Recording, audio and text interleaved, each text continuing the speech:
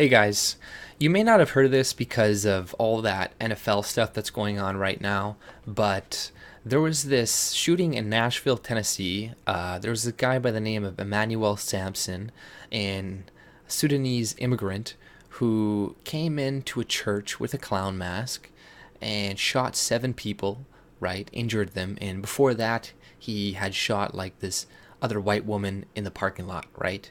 And killed her, right? So he killed one person and injured seven other people. And luckily, there was this guy that intervened in the church, this 22-year-old guy, and put himself in danger and tried fighting the guy off.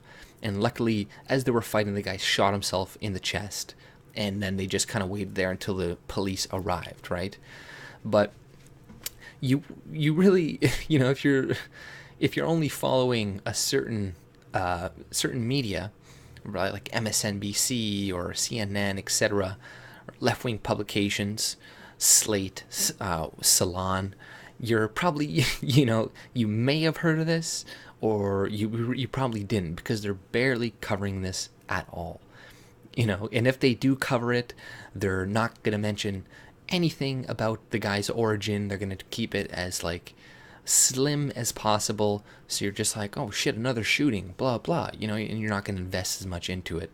But the guy who did the shooting was black, and he shot up a predominantly white church, right? And I don't know if it was racially motivated, right? We don't have all the information yet. The guy used to attend the church there 2 years earlier, apparently. So who knows if he had ties to them or whatever.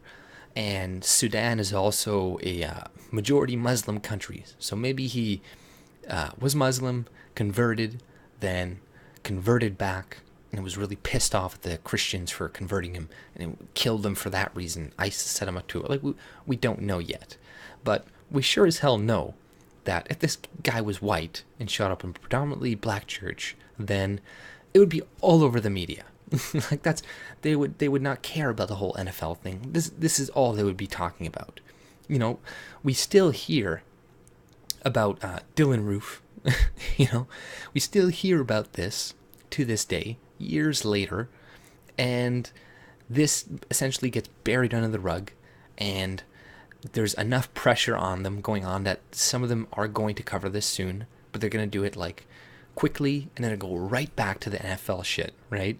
But we know if it was a white guy or whatever, they'd be like, oh, what's this possible hate crime, this, and that. Whereas this, it's like, it's not even mentioned, it's not even considered. It's like, it could be a hate crime. Like, I don't think so, but who knows, right? But we sure hell know that the liberal media, left-wing media, would be like making these assumptions already, right? And we know it's also very hard to ever even like have a hate crime against a white person, right? Like, even that retarded kid that was targeted because he was white, that was later a hate crime, but only because he was retarded, right, or mentally handicapped, or whatever you want to call him. That was the only thing that it was classified as. It wasn't classified as a racial hate crime, which it, in my opinion, it was, right? So it's extremely hard for them to get, for anybody to get convicted of a hate crime against a white person to begin with. So, because it also doesn't fit with the left wing's narrative, right? That like the only people that are racist are white people, right? Because that's what a lot of them believe, is, oh, the only people that can be racist is white people, and they teach people that because of power plus prejudice. And yeah, you can't be racist, you can't hate them, you can only be prejudiced because you have no power, blah blah blah.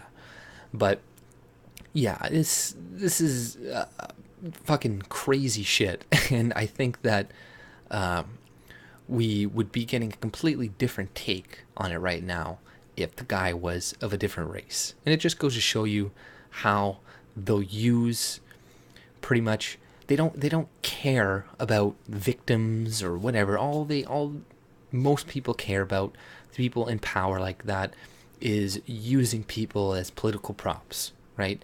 It was like that, like that Syrian kid. Somebody had like placed that kid on the shore and then took a picture of him, right? So that was used to draw emotional or bring out emotions in us and then get us to act in a certain way. So that's why they're very selective on what news they blast out for us to see, because there's lots of deaths and cops kill lots of people of other races and stuff too, but they don't blast that on the media. They try to do it with just one, and then when they do that with just one race, then it instills the us versus them mentality in people, because that's all they see. So you can't really blame them for turning in like that. So I don't know if this is racially motivated. I think yes, we should wait for all the information, but I just wish the media was at least consistent when things like this happened, right? I wish they didn't blow it out of proportion like they do with like when a white person kills a black person. I just wish they would just wait for all the facts and evidence to come out and then make an assessment and try not to blame a whole race of people for it, because I don't blame all black people for this guy going and killing people, right? I don't blame black culture for doing this. We don't know the reasons for this, but he did have a lot of left-wing propaganda, on his Facebook. On his Facebook, he retweeted something about like the worst terrorism in America is white terrorism, blah, blah. It's not Muslim terrorism, and then he posted a thing of like Dylan Roof, and it's just ironic how he did like the exact same fucking thing, right? And so it's like when the media always digs into the profiles of somebody on the right whenever they kill somebody, but whenever it's on the left, it's like, oh, they have a Facebook. Oh no, none of that's relevant. It doesn't matter that he follows this person and likes this and watches CNN or whatever. That means nothing. But when it's on the right, they're like, oh my God, he watches all this stuff. They do all this stuff. It's like, they have double standards and they're fucking hypocrites. But it's a good thing that guy came in and intervened, because a lot more people would be dead, and thank God it was just one person that died, and that's not good, but good thing it was just one, and this guy was stupid and shot himself in the chest. But if you like my content, subscribe. Have a good day. See ya.